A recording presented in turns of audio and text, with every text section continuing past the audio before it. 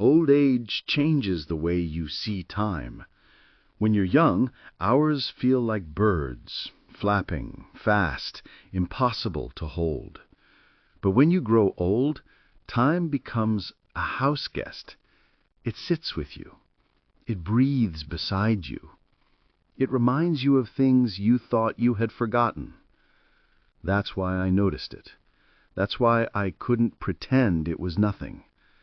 Because every single day, without missing even once, at exactly 4:10 p.m., the cat appeared. I wasn't expecting him the first time. I was in my usual chair, the one by the window, where the sun still manages to warm my old bones. The afternoon felt heavy and slow, like most of them lately. My son had left early, rushing out the door with his briefcase, muttering apologies for not staying longer. I told him, as I always did, "Go. Life won't slow down just because we want it to." He smiled. Tired. He always looked tired.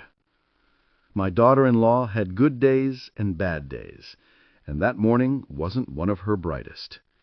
Her mind traveled to distant corners sometimes, places I couldn't follow her into. She barely spoke. She barely looked up. A long shadow hung over her, and though she tried to hide it behind polite smiles, I could see the weight she carried. So the house was quiet, painfully quiet. That's when I heard the sound. A faint, persistent scratching, soft enough to be gentle, sharp enough to be intentional.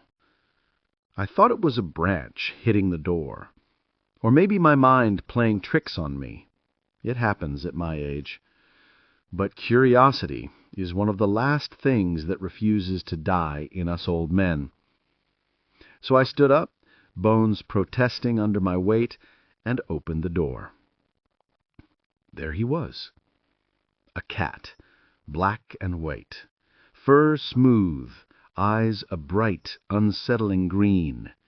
Not the dull green of stray cats. This one glowed, almost thoughtful. He didn't hesitate, didn't flinch. He just walked past me, like I was the one intruding. His tail brushed my leg as he entered, as if greeting an old friend. He explored everything, silently, purposefully, the living room, the hallway, even the old rug my grandson spilled juice on years ago. Then he found the strip of sunlight lying across the floor and curled himself onto it, as elegant and calm as a creature in a painting. I waited for someone to come knocking, for an owner shouting his name, for any sign that this animal belonged to someone. Nothing. Just the clock ticking on the wall, louder than usual. He stayed 20 minutes. Not 15, not 25, exactly 20. Then he stood, stretched, and walked out like a gentleman leaving after a polite visit. I thought that was it. A curious moment, nothing more. But the next day, at 4:10 p.m., there it was, again. And the day after that. And the next. Always the same gentle scratching, always the same silent entrance, always the same patch of sunlight. 4:10 p.m. As if he had an appointment. As if I were the one being visited. Loneliness makes you imagine things. I know that. But this wasn't imagination. This wasn't coincidence. I didn't understand it then. But I would. Soon. Because things that visit you at the exact same time every day are never just cats. The 4th week was when I stopped pretending the visits were random. Routine is a strange thing. It comforts you. It traps you. It teaches you patterns even when you don't want to learn them. And the cat, that cat, had a routine sharper than any human I knew.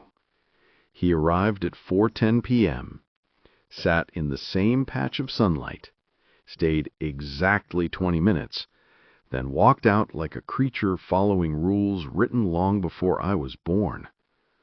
I should have been afraid, I suppose, but instead I felt something I hadn't felt in years. Company. One afternoon, my daughter-in-law saw him through the window. She was having one of her foggy days, the kind where she moved slowly, as if thoughts weighed more than her body.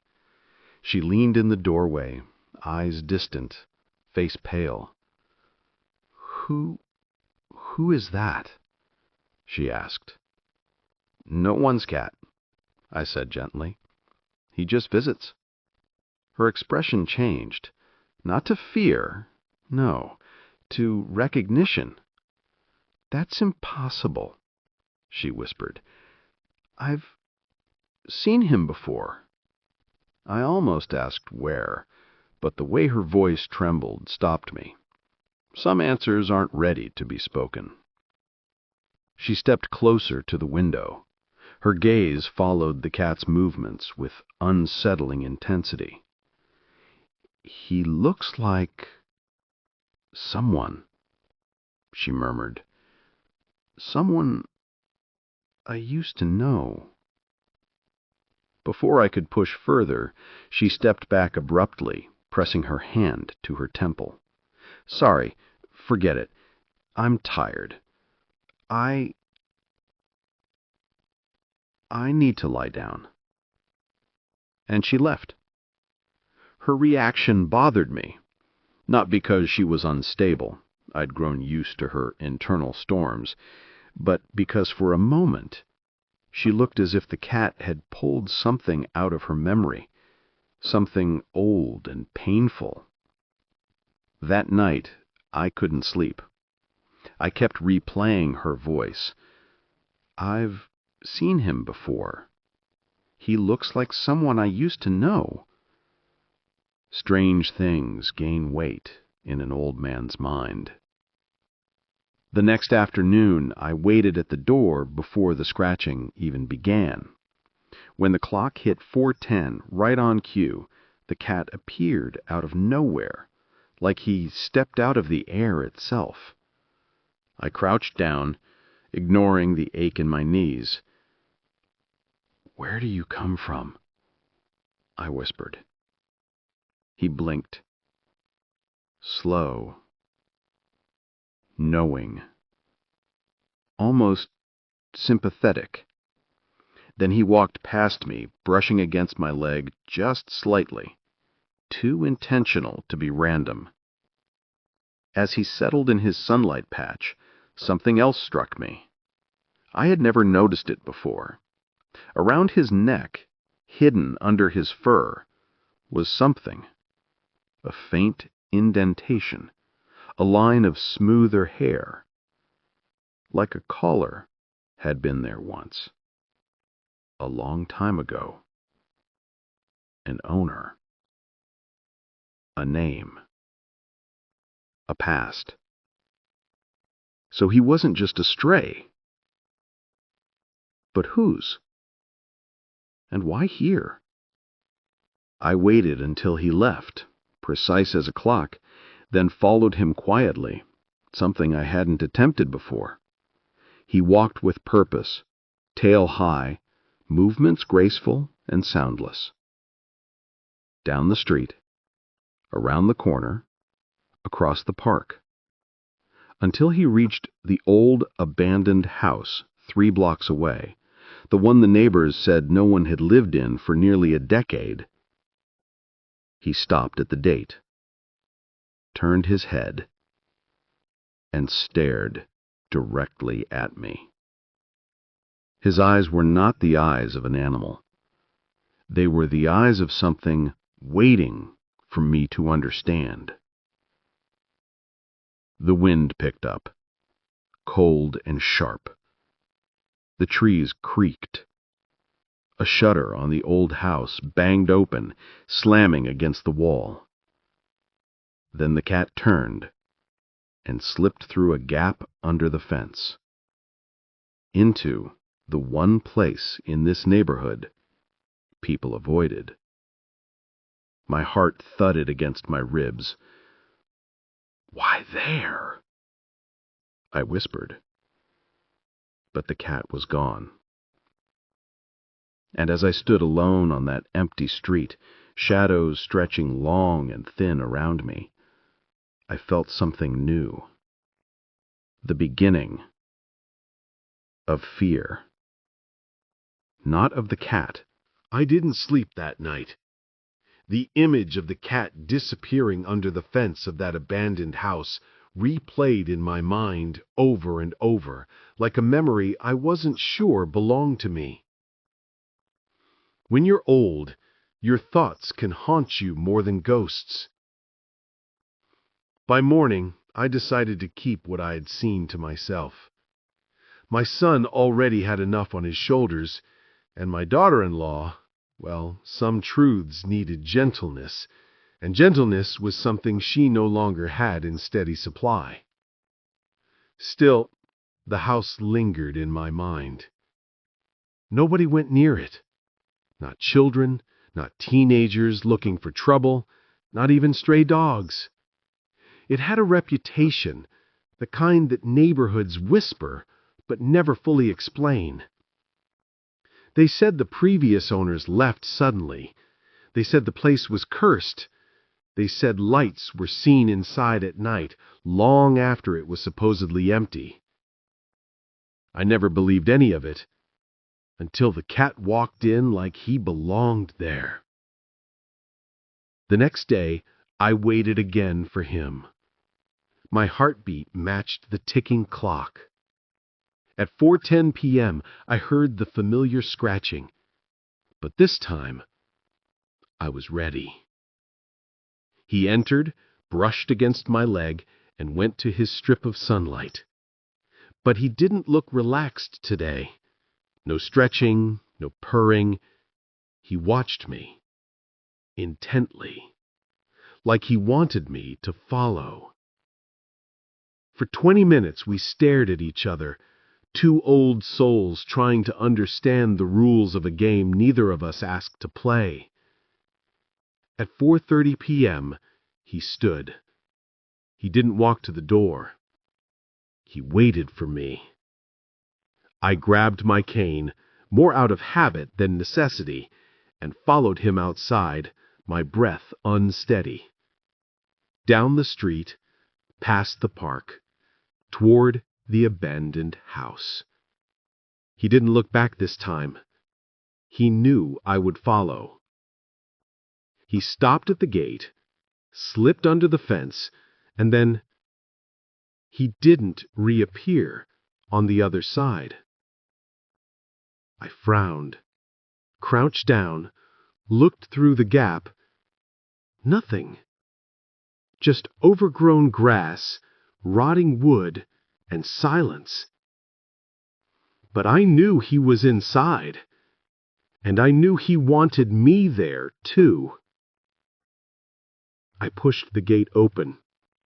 It groaned, a long, aching sound like a warning ignored. Inside, the air felt different, heavier, colder. The front door of the house was cracked open. I stepped in. The floorboards protested, creaking under my weight. Dust floated in the sunlight like tiny ghosts suspended in time. The living room was untouched, but not in the way abandoned houses usually are. No graffiti, no broken glass, no signs of intruders. Just furniture draped in white sheets. And a faint scent I couldn't place. Old paper? Damp wood? Something sweet? I wasn't sure. Then I heard it. A soft, rhythmic thump. coming from down the hallway. I followed the sound, cane tapping the floor, breath unsteady. At the end of the hallway was a door, slightly open, darkness leaking out of it like smoke. I pushed it gently and froze. The room was empty, completely empty, except for one thing. Right in the middle of the floor, illuminated by a beam of dying sunlight, was a collar. Black leather, old, worn, and on the metal tag, Milo. My breath caught. My daughter-in-law once had a cat. Before she married my son, before the storms began in her mind. A cat she loved dearly. A cat, she said, disappeared one day without explanation. A cat named Milo. I reached down with trembling fingers to pick up the collar, but before I could touch it, a voice echoed from behind me. Soft, broken, familiar. Why are you here? I turned. My daughter-in-law was standing at the doorway, eyes wide, tears glistening. He came back. He always comes back to this house, because this is where everything went wrong. My pulse hammered. What do you mean? I asked. She shook her head, trembling. You shouldn't have followed him. You weren't supposed to see any of this. The house groaned as if waking from a long sleep, and somewhere deep inside the shadows, a soft meow echoed. Not ahead, not behind, but all around us. The meow echoed through the walls, like the house itself was speaking. My daughter-in-law stepped backward, trembling, her hands pressed to her ears. "Please, not again," she whispered. "Not here, not this house." I approached her slowly. "What is this place?" She looked at me through tear-filled eyes, eyes full of fear, but also guilt. "This house," she said, with a shaking breath, "used to belong to my family." My heart dropped. She never spoke of her past, and every time I or my son tried to ask, she shut down, quietly, politely, almost with shame. She walked into the room, ignoring the collar on the floor, as if afraid to touch it. "This was my childhood home," she said. "I lived here until I was 11. I stared around the room, empty, cold, stripped of life. And suddenly the house felt heavier, the air thicker." "Why did you never tell us?"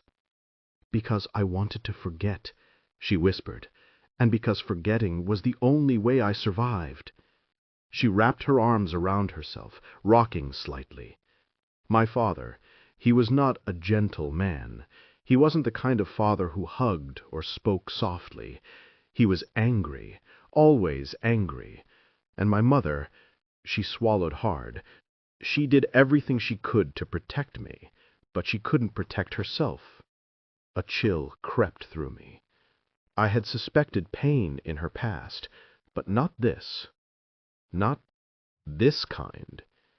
She pointed to the corner of the room. "That's where my father kept his tools, the ones he used when he was drinking. He said punishment kept the house in order." I clenched my cane so tightly my hands shook. "And Milo?" I asked softly. At the name, her expression crumbled. "Milo was the only friend I had," she whispered. "My father hated him, said pets were a distraction, said they made children weak." Her breathing began to quicken, each inhale sharp, each exhale trembling. One night my parents fought. I heard yelling, crashing, and then I heard Milo scream. She covered her mouth, sobbing now. I ran downstairs and saw. She shook her head violently. I can't say it. You don't need to, I said gently. But she continued, the memories spilling from her like wounds reopening. I grabbed Milo and ran. I ran out of the house barefoot. I ran until my lungs burned. I hid at the neighbor's porch until they found me in the morning. She wiped her tears, voice hollow. You know what they told me? That Milo was probably attacked by a wild animal, that it wasn't my father's fault. She met my eyes, but I remember his hands. I remember the blood. I know what happened. My throat tightened. Trauma this deep doesn't fade. It buries itself, waits in the dark, and whispers when the mind is weak. And after that, she continued, everything fell apart. My mother left, my father disappeared, and I was taken away from this house. I never came back. She looked around the decaying walls, as if searching for ghosts. And now Milo keeps coming back. A soft, slow scratching came from the hallway. Not frantic, not threatening. Just familiar. Like claws gently touching wood. My daughter-in-law's breath stopped. She grabbed my arm. Please, don't go. Please, I can't be here alone. But something inside me, something old, heavy, instinctive, pushed me toward the sound. I stepped out into the hallway. The scratching continued, rhythmic, steady. At the far end, where the photographs hung, one picture had fallen. Face down. I bent down, a bad idea. My knees protested, my spine screamed, but I picked it up. The image showed her, maybe 8 years old, smiling, holding a small black and white kitten. Milo. But there was something else. In the corner of the photo, barely visible, was a date. 4:10 p.m., June 17th. 4:10 p.m. The exact time the cat began visiting me. Something cold slid down my spine. I turned back toward the room where my daughter-in-law stood, but she wasn't standing anymore. She was kneeling on the floor, staring at the collar in the center of the room, her eyes wide, her voice barely a breath. He's here. And from the shadowed doorway behind her, a green pair of eyes opened. Slowly, quietly, watching us. Milo. Or something wearing his shape. The green eyes in the doorway didn't blink. They shone softly in the dim room, unwavering, watching us with a familiarity that made the air feel heavier, tighter, almost sacred. My daughter-in-law didn't move. Her hands trembled on her lap, but her body stayed perfectly still, frozen between fear and longing. Milo, she whispered. At the sound of his name, the cat stepped forward.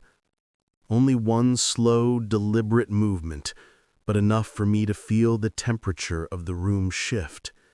Old houses make noises, but this one responded. The floorboards seemed to sigh. The air hummed. The walls creaked like they were remembering. I took a cautious step toward her. "Stay behind me," I said softly. But she shook her head. "No," she whispered. "He came for me. He always came for me." She reached a hand toward the cat, fingers trembling, breath shaking. For a moment, I thought he'd walk into her arms. Instead, he turned his head toward me, and the collar on the floor slid. No wind, No touch. It simply moved, slowly scraping across the old wood until it rested at my feet. I froze. The cat blinked once. A message. A request. A memory, wanting to be acknowledged. I crouched down and picked up the old collar, the leather near crumbling under my fingers. When I looked at the metal tag again, I saw something I hadn't noticed before. On the back, faint and almost erased, 4:10 p.m. Don't forget. My heart hammered painfully. I looked up at the cat. "Why that time?" I whispered. He blinked. My daughter-in-law's breath hitched. "That's when everything happened," she said quietly. "What do you mean?" She wrapped her arms around herself, rocking slightly. "That night, the night Milo disappeared, it was 4:10 p.m. when my parents' fight started. I remember the clock. I remember wishing it would stop. I remember thinking, if I could freeze time, maybe nothing bad would happen." Her voice cracked. But time didn't stop. I did. Silence engulfed the room. The cat moved closer to her now, just a few inches, and sat down, tail curled neatly around his paws. But he didn't touch her. He waited, and she finally understood. He's not here to haunt me. He's here to give me back what I couldn't face. A tear rolled down her cheek. All these years, I blamed myself for running, for not fighting harder, for not saving him. Her voice softened, but he came back to show me I wasn't alone. I swallowed hard. The collar felt warm in my hand, impossibly warm, as if holding the heartbeat. I placed it gently on the floor. The cat approached it, touched it with his nose, then did something I will never forget. He looked at us, first at her, then at me, with a softness that didn't belong to an animal, but to something wiser, older, kinder. And he blinked in that slow, deliberate way cats do when they trust you. Trust, forgiveness, release. The sunlight in the room dimmed slightly, though no cloud passed overhead. And in that soft, fading light, the cat stepped back and just wasn't there anymore. No sound, no flash, no shadow, just gone. My daughter-in-law sobbed, not with terror, not with despair, but with relief. "I thought he died hating me," she whispered. "But he didn't. He came back so I could let him go." I placed a shaking hand on her shoulder. "You were a child," I said softly. "You loved him. He knew that." We walked out of the house together. The air outside felt lighter, like the world had exhaled after holding its breath for too long. She never asked to come back to that house. Neither did I. And the collar? We left it where it belonged, inside the home of old memories finally at peace. The final visit. That evening, my son found us sitting together at the kitchen table. My daughter-in-law's eyes were still red, but calm, calmer than I had ever seen. He looked confused, worried, overwhelmed, but she smiled at him, a small, real smile he hadn't seen in months. "I'm okay," she whispered. The next day, at 4:10 p.m., I sat waiting in my chair, but the scratching never came. No soft, little steps, no green eyes at the door, and I understood. His visits weren't for me. They were for her, for closure, for healing, for returning one last time to finish a story left open too long.